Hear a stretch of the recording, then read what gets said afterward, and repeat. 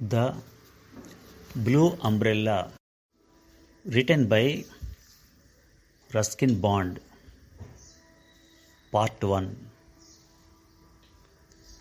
Neelu, Neelu, cried Binya.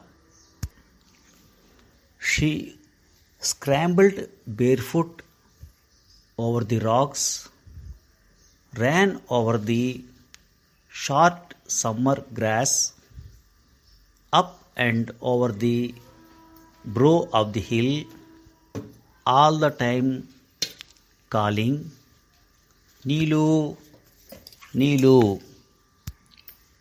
Neelu means blue, was the name of the blue-grey cow.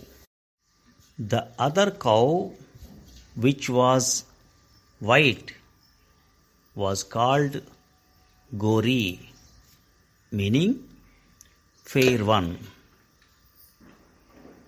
They were fond of wandering off on their own down to the stream or into the pine forest, and sometimes they came back by themselves, and sometimes they stayed away almost deliberately, it seemed to Binya.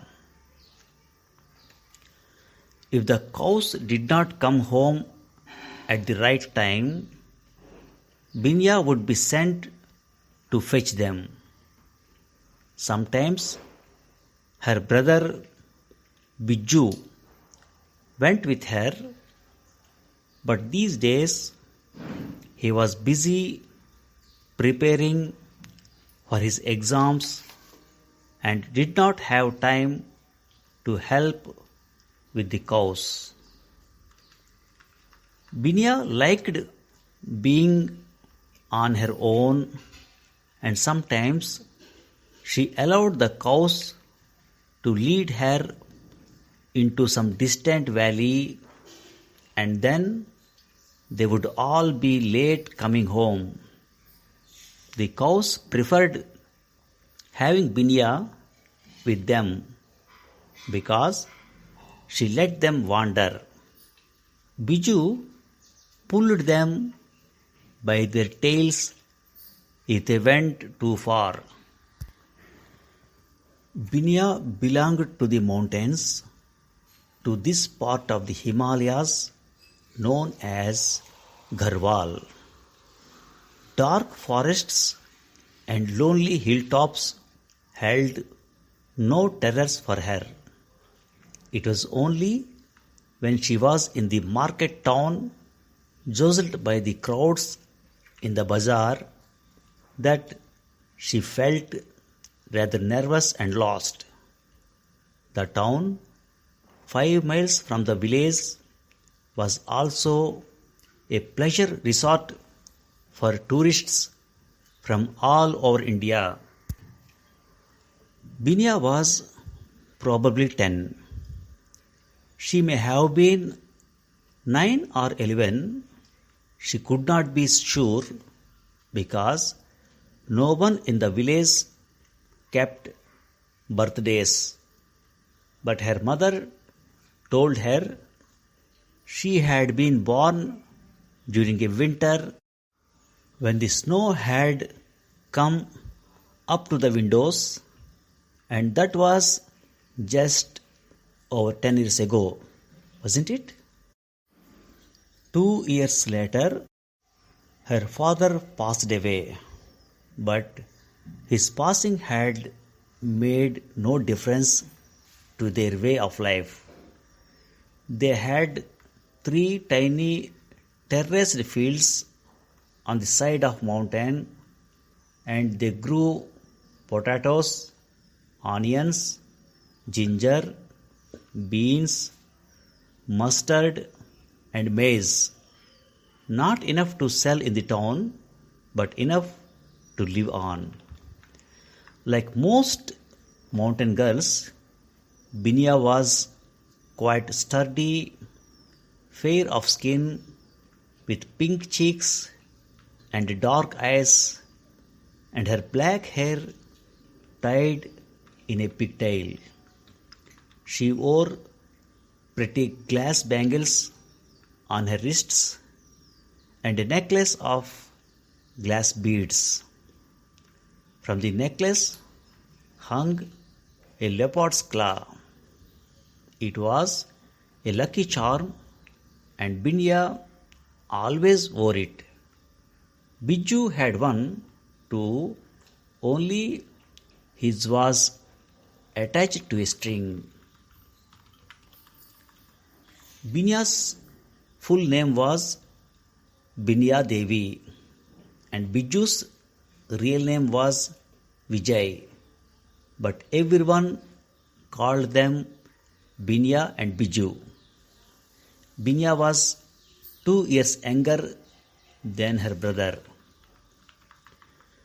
She had stopped calling for Nilu. She had heard the cowbells tinkling and knew the cows hadn't gone far.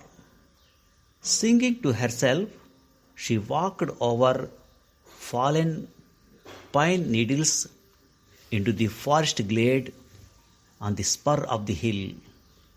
She heard voices, laughter, the clatter of plates and cups, and stepping through these trees, she came upon a party of picnickers. They were holiday makers from the plains. The women were dressed in bright saris, the men wore light summer t-shirts, and the children had pretty new clothes. Binya, standing in the shadows between the trees, went unnoticed, and for some time she watched the picnickers, admiring their clothes, listening to their unfamiliar accent, and gazing rather hurriedly at the sight of all their food. And then her gaze came to rest on a bright blue umbrella, a frilly thing for women, which lay open on the grass beside its owner. Now, Binya had seen umbrellas before, and her mother had a big black umbrella which nobody used anymore because the field rats had eaten holes in it. But this was the first time Binya had seen such a small, dainty, colorful umbrella, and she fell in love with it. The umbrella was like a flower, a great blue flower that had sprung up on the dry brown hillside. She moved forward a few paces so that she could see the umbrella better. As she came out of the shadows into the sunlight, the picnickers saw her. "Hello, look who is here!" exclaimed the older of the two women, a little village girl. "Isn't she pretty?" remarked the other. "But how torn and dirty her clothes are!" It did not seem to bother them that Binya could hear and understand everything they said about her. "They are very poor in the hills," said one of them. "Then let us give her something to eat." And the older woman beckoned to Binya to come closer. Hesitantly, nervously, Binya approached the group. Normally, she would have turned and fled. But the attraction was the pretty blue umbrella. It had cast a spell over her, drawing her forward almost against her will. "What is that on her neck?" asked the younger woman. "A necklace of sorts." "It's a pendant. See, there is a claw hanging from it." "It's a tiger's claw," said the man beside her. He had never seen a tiger's claw. "A lucky charm." These people wear them to keep away evil spirits. He looked to Binya for confirmation, but Binya said nothing. Oh, I want one too, said the woman who was obviously his wife. You can't get them in shops. Buy hers, then. Give her 2 or 3 rupees. She is sure to need the money. The man, looking slightly embarrassed but anxious to please his young wife, produced a 2 rupee note and offered it to Binya, indicating that he wanted the pendant in exchange. Binya put her hand to the necklace, half afraid that the excited woman would snatch it away from her. Solemnly, she shook her head. The man then showed her a 5 rupee note, but again Binya shook her head. How silly she is, exclaimed the young woman. It may not be hers to sell, said the man, but I will try again. How much do you want? What can we give you? And he waved his hand towards the picnic things scattered about the grass. Without any hesitation, Binya pointed to the umbrella. My umbrella! Exclaimed the young woman. She wants my umbrella. What cheek! Well, you want her pendant, don't you? That is different. Is it? The man and his wife were beginning to quarrel with each other. I will ask her to go away, said the older woman. We are making such fools of ourselves. But I want that pendant, cried the other petulantly. And then, on an impulse, she picked up the umbrella and held it out to Binya. Here, take the umbrella.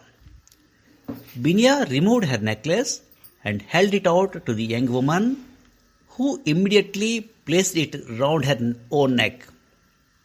Then Binya took the umbrella and held it up. It did not look so small in her hands. In fact, it was just the right size. She had forgotten about the picnickers who were busy examining the pendant. She turned the blue umbrella this way and that, looked through the bright blue silk at the pulsating sun, and then, still keeping it open, turned and disappeared into the forest glade. Thank you for listening. Now some of the words and their meaning. She scrambled barefoot over the rocks. Scramble means make one's way quickly up a steep gradient or over rough ground. Brow of the hill means top part of a hill. If the cows did not come home at the right time, Binya would be sent to fetch them. Fetch means go for and then bring back someone or something. The cows preferred having Binya with them because she let them wander. Wander means to walk around slowly in a relaxed way or without any clear purpose or direction. It was only when she was in the marketplace jostled by the crowds in the bazaars. Jostle means push, elbow or bump against someone roughly in a crowd. Like most mountain girls, Binya was quite sturdy, fair of skin. Sturdy means strongly and solidly built. From the necklace hung a leopard's claw. It was a lucky charm. Lucky charm means an object that is thought to bring good luck. Singing to herself, she walked over the fallen pine needles into the forest glade on the spur of the hill. Glade means an open space in a wood or forest. Spur of the hill means it is a piece of ground which sticks out from the side of a hill. And then her gaze came to rest on a bright blue umbrella, a frilly thing for women. Gaze means look steadily and intently, especially in admiration, surprise, or thought. Frilly means decorated with frills, and frill means an extra feature. Then let us give her something to eat. And the older woman beckoned to Binya to come closer. Beckon means make a gesture with the hand, arm, or head to encourage or instruct someone to approach or follow. Normally, she would have turned and fled, but the attraction was the pretty blue umbrella. It had cast a spell over her. Cast a spell over someone means to have a strong emotional effect on someone.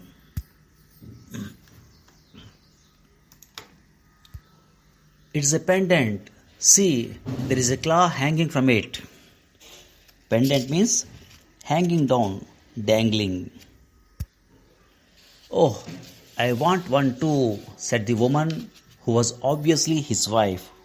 Obviously means clearly. Solemnly, she shook her head. Solemnly means seriously and without any humor. My umbrella, exclaimed the young woman. She wants my umbrella. What cheek? What cheek? Here the expression means insolent and boldness.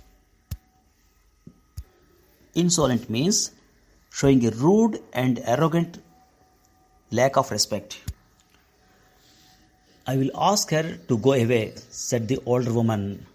We are making such fools of ourselves. Make a fool of yourself means to make yourself seem stupid by behaving in a silly or embarrassing way. But I want that pendant, cried the other petulantly. Petulant means childish, sulky, or bad-tempered. And then, on an impulse, she picked up the umbrella and held it out to Binya. Here, take the umbrella. On impulse means suddenly decide to do something. She had forgotten about the picnickers who were busy examining the pendant. She turned the blue umbrella this way and that, looked through the bright blue silk at the pulsating sun. Pulsating means very exciting. Thank you very much.